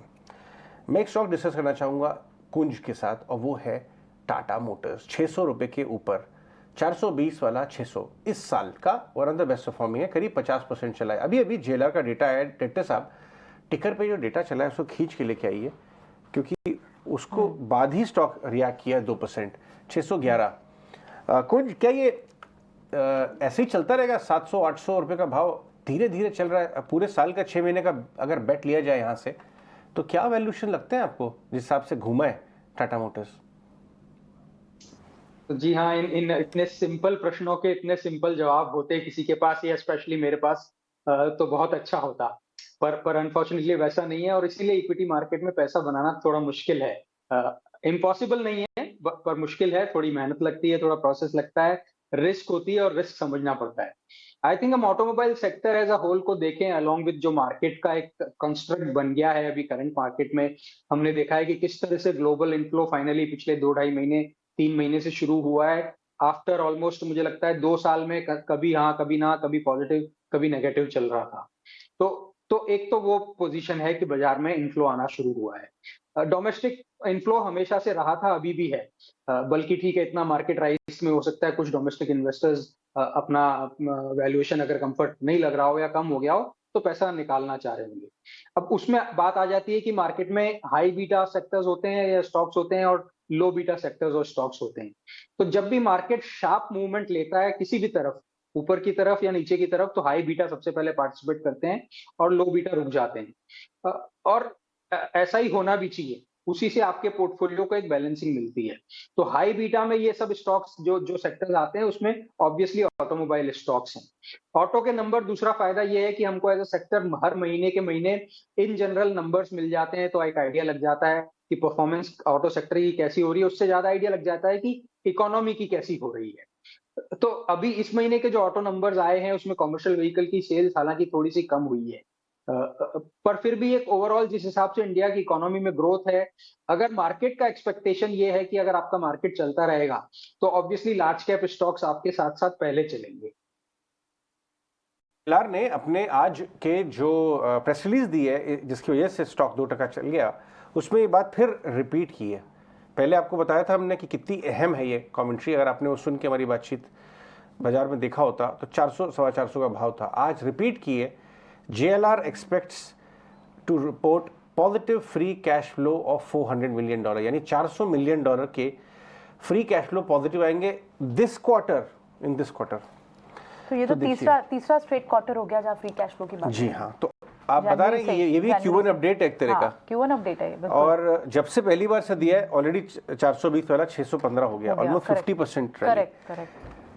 तो ये है कहानी। एक और छोटा स्टॉक है वो डिस्कस कर लें, उसके बाद हम आपको बढ़िया इंटरेस्टिंग रोचक कहानी की बताएंगे। प्रियंका पूछ रही थी सैट इंडस्ट्रीज, मुझे एक उसका प्रोडक्ट दिखा, आप समझ आया कि क्या तेजी क्या। एरोफ्लेक्स इनका एक प्रोडक्ट है जो शायद आने वाला है, जिनका IPO आने वाला है। तो सैट इंडस्ट्रीज एक छोटी कंपनी है, 10 टका ऊपर है आज, इसमें ब्लॉक डील भी हुई है और इसमें अच्छे लोग, एरोफ्लेक्स में तो बड़े नाम है। एरोफ्लेक्स में तो बड़े नाम ही हैं। कैसे के नाम बताइए आप मैं व्यूअर्स को, कौन कौन से नाम है? जगदीश मास्टर है, आशीष कुचलिया है, इवन ये भी है आपके विकास खेमानी, उन्होंने प्री IPO लिया है, लेकिन इसमें भी ब्लॉक हुआ आज, मेन कंपनी में भी हुआ है और सुनने में आया कि बेगेचना ने मान लिया है। तो इसके चार्ट जरा चेक करके बताएं। छोटा स्टॉक है, ये कैविएट लगा दूं मैं। राजेश आप चेक कर सकते हैं सैट इंडस्ट्रीज। तो बिल्कुल अजय जी, ये न्यूज के चलते हमने देखा कि स्टॉक में पिछले 2-3 वीक से लोअर साइड पे एक अच्छा बाइंग इंटरेस्ट बनते हुए दिखा और आज एक प्राइस ब्रेकआउट बिल्कुल बनते हुए दिखा सैट इंडस्ट्री में। तो हमें लग रहा है कि जिस तरीके से 92 के लेवल को अब इसने क्रॉस किया है और उसके ऊपर अब सस्टेन होता है, तो इसके नेक्स्ट टारगेट 110-115 की तरफ भी आते हुए दिख सकते हैं। तो जिनके पास पोजीशन है 92 के आसपास स्टॉप लॉस रखें और अपसाइड के टारगेट 110-115 हमें लगता है शॉर्ट टर्म में देखने को मिल सकते हैं। ठीक है, बिल्कुल। तो 9-9.5% की तेजी इस स्टॉक में। रीज़न हमें अभी अजय ने बताया, भी दिख भी रहा है रीज़न। बड़े बड़े नाम अगर आएंगे किसी स्टॉक में, किसी कंपनी में जो उनके IPO आने, सब्सिडरी कंपनीज के IPO आने, तो ऑफकोर्स स्टॉक की भी एक री रेटिंग होगी। लेकिन इस बीच आपका वीकेंड का प्लान होना क्या चाहिए? आज शुक्रवार है और वीकेंड की आपकी प्लानिंग हमारे तक लेकर आते हैं स्टूडियो में हमारे साथ प्रशांत बने हुए हैं। प्रशांत, OTT पे देखें या फिर थिएटर पे जाएं, क्या रिकमेंडेशन है? मैं ये कहूँगा कि थिएटर से शायद दूरी रहना ही इस बार। बारिश बहुत हो रही है। बारिश भी बहुत हो रही है और कंटेंट की जो बारिश है वो थोड़ी बहुत मध्यम है। 3 रिलीजेस हैं, बड़ी रिलीजेस हैं तीनों। एक तो है नियत, विद्या बालन की अरसे बाद कोई फिल्म बड़े पर्दे पे आई है, लेकिन जितनी उम्मीद थी उस तरह का कुछ भी इस फिल्म में नजर नहीं आया है। उम्मीद की जा रही थी कि अपनी कहानी में दमदार होगी, लेकिन कोई खास जो है वो ये कमाल करती हुई ये फिल्म नजर नहीं आ रही है। बहुत प्रॉमिसेस थे लेकिन निराश किया है इस फिल्म ने अपनी कहानी के नाम पे। हालांकि एक्टिंग सभी ने अच्छी की है, प्लॉट इंटरेस्टिंग था, लेकिन वेस्ट हुआ है ये अपॉर्चुनिटी। दूसरी अगर फिल्म की हम बात करें तो 72 हूरें, हालांकि ये फिल्म मैंने नहीं देखी है, लेकिन बहुत ख़ास तरह का जो दर्शक वर्ग है जो इस तरह की हार्ड हिटिंग टेल्स पसंद करता है उनके लिए ऑप्शन हो सकता है। पिछले दिनों काफ़ी कंट्रोवर्सी में भी ये फिल्म रही, सेंसर बोर्ड के साथ भी इसका नोकझोंक चल रही थी। फिलहाल ये रिलीज़ हुई है और अब देखना होगा किस तरह का रिसेप्शन इस फिल्म को देखने को मिलता है। तीसरी एक फिल्म है इंसीडियस की अगली किस्त, एक हॉरर सीरीज है जिसके बहुत दीवाने हैं और उस फ्रेंचाइज की ये फिल्म रिलीज़ हुई है। अगर आप इस फिल्म को देखते आए हैं हैं तो आप मानेंगे कि ये फिल्म भी उसी कड़ी की है, उसके आगे कहानी है। ये फिल्म हॉरर फिल्मों को जो लोग पसंद करते हैं उन लोगों को ये भाएगी। अब अगर हम OTT की बात कर लें तो OTT पे जो एक्शन है वहां पर भी थोड़ी मंदी है, कंटेंट है ढेर सारे, लेकिन वहां पर भी थोड़ी मंदी नजर आ रही है। OTT की अगर हम बात करें तो एक सीरीज अधूरा है जो कि बड़े Amazon प्राइम पे है। ब्लाइंड जो है सोनम कपूर की पहली फिल्म जो वेब पे रिलीज हुई है, OTT पे रिलीज हुई है, ये आप जियो सिनेमा पे देख सकते हैं। इसके अलावा फिल्मों की बात करें तो अधूरा, जैसे मैंने वेब सीरीज आपको बताया, ये आप Amazon प्राइम पर देख सकते हैं। एक कह सकते हैं ये भी हॉरर कैटेगरी में ही आएगी, लेकिन इसमें थोड़ा थ्रिलर मोमेंट भी है। इसके अलावा ZEE5 पे तरला दलाल की जो बायोपिक है वो रिलीज हुई है। हुमा कुरैशी इस बायोपिक में नजर आ रही हैं, तो तरला दलाल की ये बायोपिक भी आप देख सकते हैं। इसके अलावा ढेर सारे और कंटेंट हैं जिनको आप देख सकते हैं। विद्युत जामवाल की एक फिल्म जो अगर आपने थिएटर में मिस की, IB71, वो आप डिज्नी प्लस हॉटस्टार पर इस फिल्म को देख सकते हैं। तो थोड़ा इस बार ऑप्शन कम है, लेकिन जैसा मैंने कहा कि जो है वो भी नहीं, बहुत अच्छी लिस्ट आपने शेयर की। और मैं एक और नाम उसके अंदर जोड़ना चाहूँगा आपकी परमिशन से कि ये आपका डोमेन है, बट एक लिस्ट में आपका एक नाम मैं जोड़ना चाहूँगा अपने व्यूअर्स के लिए जो माही के फ़ैन हैं, और वो है माही द अनटोल्ड स्टोरी। हालांकि मूवी अच्छी थी, उस ज़माने में आई थी, कुछ समय हो गया क्योंकि माही की बर्थडे आज। बिल्कुल। तो माही अनटोल्ड स्टोरी, अगर आप माही फ़ैन हैं तो आप माही के साथ समय बिता सकते हैं इस वीकेंड। आज महेंद्र सिंह धोनी हमारे देश के चहेते क्रिकेट कैप्टन का 42वां सालगिरह है, और कैप्टन कूल कहा जाता है इनको। क्या ज़बरदस्त पर्सनालिटी है। अच्छा, हमने एक और रिसर्च निकाली है, प्रियंका आपने नज़र डाली इसके ऊपर? इनकी निवेश कौन से ब्रांड्स हैं इनके जिसमें इन्वेस्टेड है? बहुत ही बढ़िया। अच्छा, तो देखिए 2018 से लेकर 2023 तक में उन्होंने कहाँ इन्वेस्ट किया है वो सारी बातें की। रन एडम 2018, उसके बाद कास्ट 24 में भी इनका निवेश है 2019 में, उसके बाद खाता बुक 2020 और होमलेन। अच्छा, कई सारी अनलिस्टेड स्पेस में इन्होंने कास्ट 24 भी है। कास्ट 24 एक खाता जो है वो खाता बुक अकाउंटिंग से रिलेटेड अकाउंटिंग सॉफ्टवेयर है। इसमें हमारे रवीश जी की कंपनी है, और ये ऑलमोस्ट एक यूनिकॉर्न बन चुकी है, तो काफी अच्छा पोर्टफोलियो इनका। रेस्टोरेंट्स की तो बात ही नहीं की, कितने सारे रेस्टोरेंट्स ब्रांड ऐसा है ना। ये तो है नहीं। अदरवाइज अदर देन क्रिकेटर्स के पास एक एवेन्यू अब ये भी बहुत ज्यादा बनेंगे कि उनके पास रेस्टोरेंट्स, होटल चेन्स भी हैं। दिल्ली में तो मैंने देखी है। ब्रांड माही किसी के साथ जुड़ेगा तो कौन कारोबार नहीं करना चाहेगा। अच्छा, I was just observing Ajay, सैट की आपने बात की, ये तो मई से ही स्टॉक चल रहा है। इसको नोटिस आज जरूर 10% का किया होगा, लेकिन जब से यानी एरोफ्लेक्स की न्यूज आई है तब से ही वो चल रहा था। जी हाँ, उसका IPO आने वाला है, तो सब्सिडी का IPO के सामने पेरेंट अक्सर एक्टिव रहता है, तो इसलिए आज ये एक्टिव हो गया। लेकिन 3:15 हो चुका है, क्लोजिंग ट्रेड्स का टाइम हो चुका है, और हम क्लोजिंग ट्रेड्स लेंगे कि वीकेंड है, डेटा आना है, डेज लो पे बाजार कोई अटेम्प्ट नहीं करा रिकवरी। कुछ BTST लेके जाने चाहेंगे आप मितेश, या STBT, या नो ट्रेड? नहीं, दो स्टॉक है जो BTST के लिए कंटेंडर है। एक तो पहला है Aditya Birla fashion retail limited, ABFRL, 214.70 पे चल रहा है। 210 के स्टॉप लॉस से लेना चाहिए। पहला टारगेट 218, दूसरा टारगेट 222। और अशोक लेलैंड में बहुत ही स्ट्रॉन्ग अपमूव हमने सेकेंड हाफ में देखी है। 164.50 के ऊपर स्टॉक चल रहा है। 160 के स्टॉप लॉस से अशोक लेलैंड में BTST करना चाहिए। 168 पहला टारगेट, 172 दूसरा टारगेट। ठीक है, तो ये तो आपके BTST ट्रेड्स हैं। राजेश के भी समझ लेते हैं। राजेश, आपके क्या होंगे BTST आइडियाज? क्योंकि बाजार तो आज किसी रिकवरी मोड में लग नहीं रहा, लेकिन ऑफ कोर्स जैसे हम बात करें कि अगर छोटी मोटी नरमी है तो फिर तो यहाँ से ट्रेड्स बुलिश ट्रेड्स ही होने चाहिए। डेफिनेटली तो बुलिश साइड की ट्रेड है, और हमें लगता है कि कैश सेगमेंट के स्टॉक्स में काफी अच्छा मोमेंटम है। सतलज जल, SJVN यहाँ पे हमें काफी पसंद आ रहा है। काफी बड़े ब्रेकआउट वीकली चार्ट पे बनते हुए दिखे, और जिस तरीके से स्टॉक अब अपने एक ऑल टाइम हाई ट्रेजेक्टरी पे जिस तरीके से वॉल्यूम एक्शन बनते हुए दिख रहा है, हमें लग रहा है SJVN को यहाँ पे बाय किया जा सकता है। BTST पॉइंट ऑफ व्यू से, even positional point of view से भी अपसाइड का टारगेट हमें लगता है 55 रुपए से 58 रुपए तक आते हुए दिख सकते हैं। स्टॉप लॉस होना चाहिए करीब 46 के आसपास। जो दूसरा स्टॉक अट्रैक्टिव लग रहा है वो है कैस्ट्रॉल इंडिया।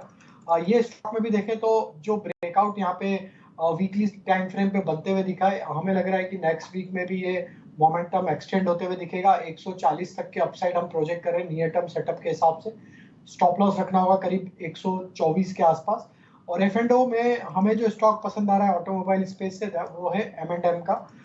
स्टॉक में देखें तो जिस तरीके से ब्रेकआउट हुआ, जो वीकली फॉर्मेशन यहाँ पे बनते हुए दिख रहा है चार्ट पे, हमें लग रहा है ये स्टॉक का नेक्स्ट वीक का मूव 1600 प्लस के टारगेट आते हुए दिख सकते हैं। तो M&M बाय करने की सलाह है। स्टॉप लॉस होगा करीब 1530 के आसपास। ठीक है, तो ये तो आपके कुछ BTSC ट्रेड्स रहे, लेकिन जाते जाते जब बाजार कुछ मिनट ही रह गए हैं, बस 15 मिनट रह गए हैं, एक बार समझ लेता है कि थोड़ी सी तो और आपको सॉफ्टनेस दिख रही है निफ्टी पर भी। 19,300 के ऊपर ज़रूर है, लेकिन 19,400 से जो स्लिप हुआ है फर्दर थोड़ा और स्लाइड हुआ है, और 45,000 के नीचे आपको बैंक निफ्टी दिख रहा है। लेकिन ऐसे में जहां पर एक बार के लिए क्रूड डेरिवेटिव ट्रेड्स में पेन स्टॉक्स फिर से लग रहा था कि शायद एक्शन में होंगे, ये फिर से क्रूड जो ऊपर आया थोड़ा सा, तो एशियन पेंट्स की भी जो बढ़त थी वो इरोड हो गई, गेन्स इरोड हो गए। इस वक्त पेंट स्टॉक्स में ट्रेड बन कैसा रहा है मितेश? पेंट कंपनीज के ऊपर डेफिनेटली कारोबार एकदम सही जा रहा है। Reason big is this that कि आज भी हमने in the first half Berger Paints में एक बहुत ही स्ट्रॉन्ग ब्रेकआउट देखा था, और वो ब्रेकआउट जो है वो गोइंग फॉरवर्ड सस्टेन होगा, क्योंकि पिछले 5 या 7 ट्रेडिंग सेशन से वो 689.90 का लेवल क्रॉस नहीं कर रहा है। सो गोइंग फ्रॉम वो क्रॉस करेगा। So within the entire paint space जो अभी क्वालिफाइड स्टॉक है बेस्ड ऑन अ सिस्टम और मेथड, वो बर्जर पेंट है, और हमें लग रहा है बर्जर पेंट में अगले 1 से 3 महीने में 750 से 800 के टारगेट आने चाहिए। स्टॉप लॉस के हिसाब से आप 650 का स्टॉप लॉस लगा के करंट लेवल के ऊपर ट्रेड ले सकते हो। और राइट, लेकिन इस बीच ये तो पेन स्टॉक्स पे ट्रेड रहा, लेकिन एक इंपॉर्टेंट डेटा पॉइंट की जो भी हम बात भी कर रहे थे, और वो है डीमैट अकाउंट होल्डर्स में कितनी बढ़ोतरी हुई है। अगर आप जून मंथ की बात करें तो बम्पर डीमैट अकाउंट्स देखने को मिले हैं। क्या फिगर सामने निकल कर आई है, ये सारी डिटेल्स हमें शरद बता रहे हैं, और कौन सी ज्योग्राफी से है वो भी थोड़ा सा अगर रिफ्लेक्ट कर पाएंगे। देखते हैं उनकी रिसर्च में क्या है। शरद बताएं, क्या कुछ डेटा पॉइंट्स है आपके पास? जी बिल्कुल, फोकस में रहने वाला है जून महीने के जो डीमैट अकाउंट एडिशंस हुए हैं उस डेटा पे, और याद रखिए लगातार दूसरे महीने स्ट्रेंथ देखने मिल रही है, इंक्रीमेंटल एडिशन हो रही है डीमैट अकाउंट्स की, 13 मंथ हाई लेवल्स पे आई है। अगर मंथ ऑन मंथ बेसिस पे बात करें तो लगभग 12% का इंक्रीज देखने मिला है, और ऑलमोस्ट 24 लाख नए डीमैट अकाउंट्स जो है जुड़े हैं। जो एवरेज डेली टर्नओवर होती है कैश सेगमेंट में, वो भी जो है 1 ईयर हाई लेवल्स पे आ गया है। और अगर वायदे बाजार की बात करें डेरिवेटिव सेगमेंट में, वहाँ पे एवरेज डेली टर्नओवर दोनों एक्सचेंजेस का वो जो है रिकॉर्ड हाई पे हाई बनाया जा रहा है, और 250 लाख करोड़ से ज़्यादा का जो है जून के मंथ में यहाँ पे ट्रेड देखने मिला। अभी इनका इम्पॉर्टेंट बात ये होती है इंक्रीमेंटल एडिशंस की, कि जो FY23 की एवरेज थी वहाँ पे हर महीने सिर्फ 21 लाख का जो आंकड़ा है इंक्रीमेंटल एडिशन हो रहा था। आप देख रहे हैं लगातार 2 या 3 महीने से जो है एक अच्छी स्ट्रेंथ देखने मिल रही है, और जो एवरेज इंक्रीमेंटल एडिशंस हो रही है डीमैट की, उसमें भी स्ट्रेंथ आ रही है। पर सवाल उठता है कि क्यों हो रही है इंक्रीमेंटल एडिशंस, और याद रखिए लगातार दूसरे महीने जो है बाजार जो अपने रिकॉर्ड हाई लेवल्स को जो है टच कर रहा है। और इम्पॉर्टेंट बात ये भी है कि जो मैक्रोस है, जो आपके ग्लोबल डेटा और अगर भारत के डेटा की बात करें तो यहाँ पे एक अच्छी आउट परफॉर्मेंस देखने मिल रही है। हाल ही में PMI इंडेक्स में भी अच्छी इंप्रूवमेंट देखने मिली है, और कमेंट्री भी आगे आ रही है कि भारत में जो है इन्फ्लेशन जो है कंट्रोल रहेगा और कम हो सकता है। हालांकि ग्लोबली देखा जाए तो अभी भी इन्फ्लेशन और रेट हाइक की जो है बात चल रही है। इसके अलावा स्मॉल कैप की आउट परफॉर्मेंस भी हुई है निफ्टी इंडेक्स में, और जो IPO मार्केट है वहाँ पे बहुत अच्छी एक्टिविटी लगातार दूसरे मंथ देखने मिल रही है। जून के महीने में 5 मेन बोर्ड IPO आए थे, जिसमें से लगभग 2500 करोड़ जो है रेस किए गए हैं। तो ओवरऑल जो है बहुत पॉजिटिव फैक्टर्स जो है बाजार में देखने मिल रही है। लेकिन याद रखिए कि ये भी एक टाइप से जो है कॉज ऑफ कंसर्न जो है कुछ दिग्गज इन्वेस्टर्स ने भी बताए हैं। और राइट, तो कॉज ऑफ कंसर्न की आप बात कर रहे हैं, लेकिन डीमैट अकाउंट होल्डर्स अगर बड़े हैं, और क्योंकि ज़्यादातर जब भी बीच में, शुक्रिया आप शरद ये जानकारी देने के लिए, जब मार्केट थोड़ा सॉफ्ट हो गया था लास्ट क्वार्टर की बात करें तो बात ये भी की जा रही थी कि डीमैट अकाउंट्स कम हुए हैं, तो जितने भी ब्रोकिंग फर्म्स हैं उनके रेवेन्यूज में रिफ्लेक्ट हो रहा था, क्वार्टर में रिफ्लेक्ट भी हो रहा था। अब फिर से क्योंकि बाजार एक अच्छे स्टडी मूव दे रहा है, नए रिकॉर्ड लेवल्स रोज बना रहा है, तो फिर से डीमैट अकाउंट होल्डर्स की वापसी होती हुई दिखाई दे रही है, जिस तरह के नंबर्स जून में दिख रहे हैं। तो ऐसे में आप ब्रोकिंग फर्म्स के एक बार उनके चार्ट्स चेक करते हैं कि वहां पर किस तरह की विजिबिलिटी पॉसिबल है अर्निंग्स की। एंजल वन तो एक अच्छा स्टॉक है ही राजेश, लेकिन अदरवाइज दूसरे ब्रोकिंग फर्म के स्टॉक्स भी देखें तो कहां पर ट्रेड अच्छे दिखते हैं?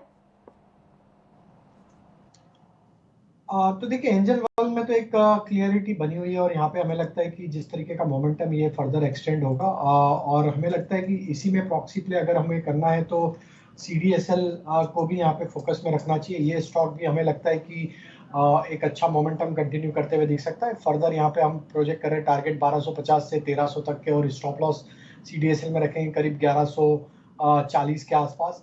वहीं हम देखें मोतीलाल ओसवाल फाइनेंशियल, यहाँ पे भी एक रिकवरी का ट्रेड बनते हुए दिख रहा है, लेकिन ये स्टॉक में थोड़ा वेट करेंगे। 750 का लेवल काफी इंपॉर्टेंट है, अगर वो क्रॉस होता है तो यहाँ पे मोमेंटम एक्सटेंड होते हुए दिख सकता है 800-820 की तरफ। तो मोतीलाल ओसवाल में थोड़ा ध्यान रखेंगे कि ये 750 जैसी क्रॉस होगा तो वहां पे हम लॉन्ग साइड का ट्रेड इनिशिएट करेंगे। ओके, ठीक है। आप यहाँ कंडीशनल बाय लेंगे मोतीलाल ओसवाल पर, ठीक है। एक बार मितेश से समझते हैं। मितेश, आपकी कोई फाइंडिंग है ब्रोकिंग सेगमेंट पर, वहां पर कोई आपको ट्रेंड दिख रहे हो? लास्ट वीक भी हमने एक ही स्टॉक का रुझान लिया था और वो है एंजल वन, क्योंकि एंजल वन में ही अभी बहुत ही स्ट्रॉन्ग एक ब्रेकआउट मिला है सिस्टम और मेथड के हिसाब से। So within the broking firm we are extremely bullish on Angel One. को एंजल वन पसंद आता है, ठीक है। ऑलराइट, बढ़ते हैं आगे। लेकिन बिफोर दैट, क्योंकि अगला हफ्ता अर्निंग्स की शुरुआत हो जाएगी और बड़े सेक्टर से शुरुआत होगी, यानी IT से, तो क्या ऐसे में IT पर कोई ट्रेड बनते हैं? राजेश, एक बार IT स्टॉक्स को बताएं, क्योंकि इस हफ्ते की शुरुआत में ही आपको मेटल्स और IT जो अब तक लगातार दिख रहे थे, वहाँ से पार्टिसिपेशन तो अच्छी दिखी, लेकिन 2 दिन में फ्रिजल आउट भी हुई। बहुत हद तक जो पार्ट ऑफ कमेंट्री होगी वो वॉच करनी होगी, लेकिन मोरलेस ये पता ही है कि स्लो डाउन अभी है, इनकी पेन और इनकी दिक्कतें अभी खत्म नहीं हुई। तो लेकिन कितना हद तक ये प्राइसन में है? IT स्टॉक्स पर इस वक्त पोजीशनिंग बन कैसी रही है, अगर लार्ज कैप HCL और TCS की बात करें जिनके नंबर्स आने हैं पहले? तो प्रियंका जी देखिए, बिल्कुल नंबर काफी क्रूशियल रहेंगे इस बार IT स्टॉक्स के लिए और हमें लगता है कि यहीं से एक ट्रिगर बनते हुए दिखेगा। फर्दर अगर यहाँ से IT स्टॉक्स को यहाँ से एक बॉटम बना के यहाँ से बढ़ना है तो ये रिजल्ट्स में ही बहुत कुछ क्लियरिटी आने वाली है। क्योंकि अगर हम स्टॉक्स के स्ट्रक्चर देखें तो सारे स्टॉक्स में एक जो भी लोअर साइड पे एक स्विंग लो बने थे, वहां से एक रिकवरी का ट्रेड तो जरूर बनते हुए दिखा है। और almost most of the large cap IT stocks अपने एक सप्लाई जोन के आसपास ट्रेड करते हुए दिख रहे, जो कि एक मल्टीपल टाइम सारे लार्ज कैप स्टॉक्स ये सप्लाई जोन के आसपास आके ही करेक्शन यहाँ पे हमें पिछली 3-4 बार दिखाया हुआ है। हमें लगता है कि यहाँ पे अगर कुछ पॉजिटिविटी बनती तो एक बड़ा breakout large cap IT stocks में भी बनते हुए दिख सकता है। TCS की बात करें तो 3350, 3360 एक इंपॉर्टेंट लेवल है। ये लेवल अगर ब्रेकआउट होता है तो इसमें एक बड़ी रैली बनते हुए दिख सकती है 3480 की तरफ। वहीं अगर हम टेक महिंद्रा की बात करें तो टेक महिंद्रा भी एक अपने मल्टीपल सप्लाई जोन जो कि इसका बना हुआ है करीब 1180 के आसपास, उसके आसपास ही ट्रेड करते हुए दिख रहा है। और यहाँ पे जैसे ही ब्रेकआउट होगा 1180 का तो ये स्टॉक में भी एक बड़ा मूव बनते हुए दिखेगा। तो सारे लार्ज कैप IT स्टॉक्स एक अपने क्रूशियल रेजिस्टेंस जोन के पास ट्रेड कर रहे। जरूर ये नंबर में अगर इस बार के क्वार्टरली अर्निंग में कुछ पॉजिटिविटी आती है या गाइडेंस थोड़ी सी ऑप्टिमिस्टिक होती है तो हमें लगता है कि एक बड़ा ब्रेकआउट आते हुए दिख सकता है। वहीं अगर हम देखें तो मिड कैप IT स्पेस थोड़ा अट्रैक्टिव लग रहा है, वहां एक रिकवरी काफी स्टॉक्स में बनते हुए दिखी है। उसमें हमें लगता है कोफोर्ज पे फोकस करना चाहिए, काफी अच्छे स्ट्रक्चर बने हुए और कोफोर्ज में हमें लगता है जिस तरीके के चार्ट स्ट्रक्चर है ये स्टॉक में एक बड़ा मूव बनते हुए दिख सकता है और ये स्टॉक 5000 की तरफ भी बढ़ते हुए दिख सकता है। स्टॉप लॉस होगा करीब 4600 के आसपास। और दूसरा स्टॉक जो हमें मिड कैप IT स्पेस में पसंद आता है वो है बिरला सॉफ्ट का। यहाँ पे भी एक स्ट्रेंथ बनी हुई है।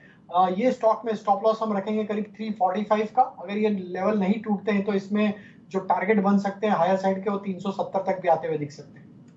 आपको मिड कैप IT पसंद आ रहा है, बिरला सॉफ्ट और कोफोर्ज यहाँ से पसंद आ रहा है। फिलहाल TCS तो फ्लैट है, अपने रिजल्ट्स के नंबर से कोशिश ज़रूर कर रहा है हरे निशान में आने की, लेकिन देखना होगा क्योंकि IT पर प्रेशर थोड़ा बहुत अब आपको वहाँ नैस्डैक से भी देखने को मिला।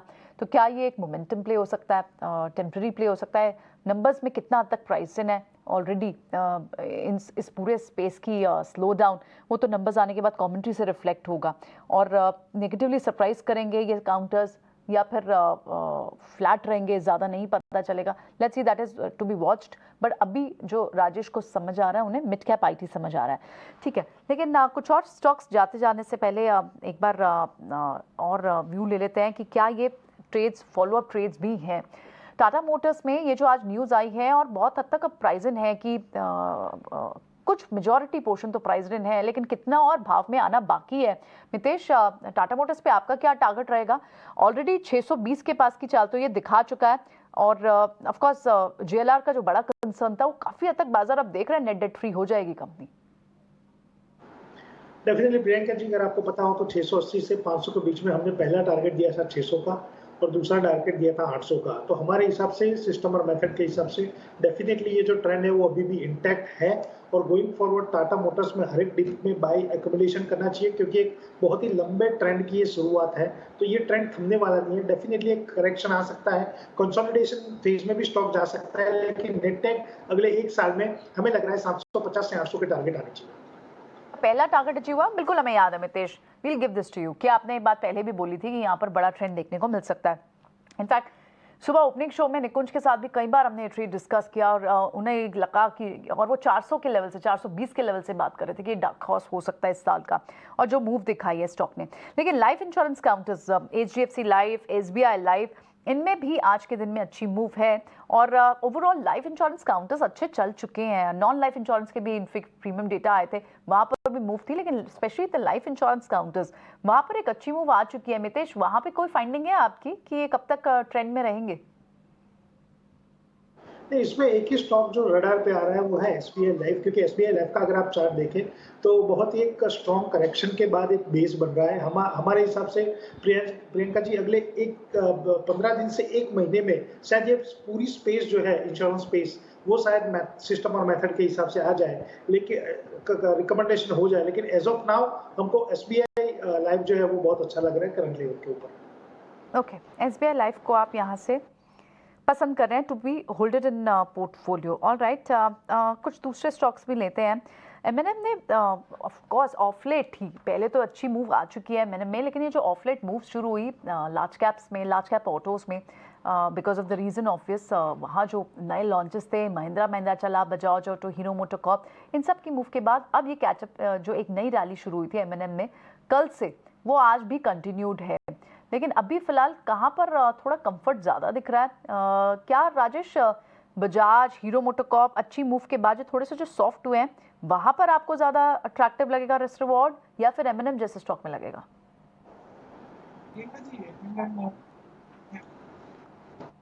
और हमें लगता है में हमने ऑलरेडी अभी BTST भी यहाँ पे रिकमेंड किया, और हमें लग रहा है कि यहाँ पे 1620 तक की अपसाइड कंटिन्यू होते हुए दिखेगी। वहीं अगर हम देखें तो बजाज ऑटो और हीरो मोटर का स्ट्रक्चर भी पॉजिटिव है, थोड़ी सॉफ्टनेस जरूर बनी है, एक बड़े रनअप के बाद थोड़ा सा यहाँ पे करेक्टिव मूव बन रहा है, लेकिन हमें लगता है कि बजाज ऑटो में भी अगर डाउनसाइड में 47 60 के आसपास अगर ये मिलता है स्टॉक, तो यहाँ पे वापस अपॉर्चुनिटी बनेगी बाय करने की। तो M&M और टाटा मोटर, ये दो स्टॉक अभी हमें करंट लेवल से पसंद आ रहे हैं, और हमें लगता है दोनों स्टॉक को BTST as well as next week के लिए कैरी फॉरवर्ड किया जा सकता है। BTST करेंगे इन्हें, या फिर कैरी फॉरवर्ड ट्रेड करेंगे? ठीक है, आपका ये ट्रेड पहले था, यस आई मिस दैट। आज मार्केट में लगातार आप सुबह जब देखें तो छोटे छोटे डिप्स जरूर बॉट हुए थे, लेकिन वो इनिशियल ट्रेड में थे। उसके बाद जब ट्रेड सेटल होने शुरू हुए 9:45 के बाद आपने बाजार में थोड़ा प्रेशर देखा, और वो प्रेशर गहराया ही है बैंक निफ्टी के। बैंक निफ्टी पर अब जो क्लोजिंग के साथ हम जो देख रहे हैं वो 44,900 के भी नीचे स्लिप हुआ है, और लगभग 500 पॉइंट्स की, 450 पॉइंट्स की गिरावट आपको इस वक्त बैंक निफ्टी पे दिख रही है। ये गिरावट या फिर एक नरमी कहनी चाहिए, क्योंकि 2000 पॉइंट की रैली के बाद ये आज थोड़ी सी नरमी दिखी है, और अंडरटोन अदरवाइज भी बुलिश बता रहे हैं निफ्टी पर भी। लेकिन 19,300 के पास आप ट्रेड देख रहे हैं सेटल होते हुए, 180 पॉइंट्स की लगभग गिरावट यहाँ है। रिलायंस से आज कोई बड़ा ड्रैग नहीं आया, तो कोई बड़ा सपोर्ट भी नहीं आया, ऑलमोस्ट फ्लैट टू पॉजिटिव ही ट्रेड करता रहा रिलायंस, और वो भी उस वीक में जब रिलायंस की ऑलरेडी मूव आ चुकी है, और बड़ी कंट्रीब्यूशन रही है रिलायंस ऐसे हैवी वेट की इंडेक्स को ऊपर लाने में। लेकिन ओवरऑल आप सारे सेक्टर्स में देखें, चाहे वो ऑटो स्पेस हो, फार्मा हो, FMCG हो, इस पूरे हफ्ते में अच्छा कंट्रीब्यूशन देखने को मिला। आज की अगर आप गिरावट छोड़ दें तो नेट ये हफ्ता काफी अच्छा भी रहा।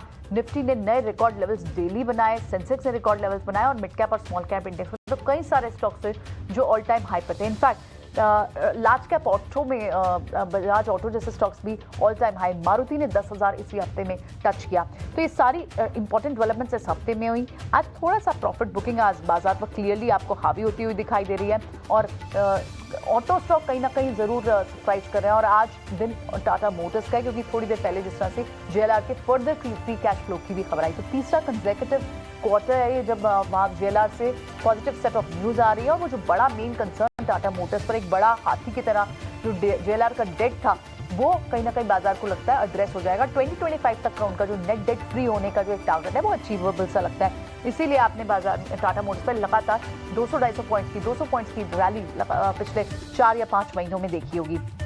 टाटा मोटर्स आज फर्स्ट गेनर, टॉप गेनर, उसके अलावा जो दूसरे टॉप गेनर्स थे वो न्यूज ड्रिवन स्टॉक्स थे।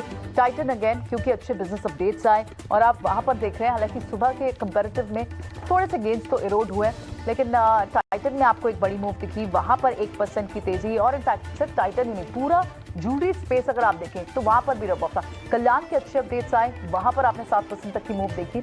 थोड़े से इरोड हुए हैं क्योंकि बाजार हल्का हो रहा है और of course trades intraday trade square हो रहे हैं गोइंग बिफोर वीकेंड और ग्लोबल मार्केट से जो इंपॉर्टेंट जॉब डेटा रिपोर्ट्स आने हैं उससे पहले थोड़ी सी लाइट पोजीशन दिख रही है। दूसरे जो बड़े स्टॉक्स थे ऑटो पैक में, जिस हम बात करते हैं, पूरे ऑटो पैक ने पूरे हफ्ते सरप्राइज किया। सबसे बड़े सेक्टोरल गेनर्स अगर आपको निकल के आएंगे तो ऑटो से ले आएंगे, थोड़ी देर में हम डेटा लेकर आएंगे अगले शो में भी।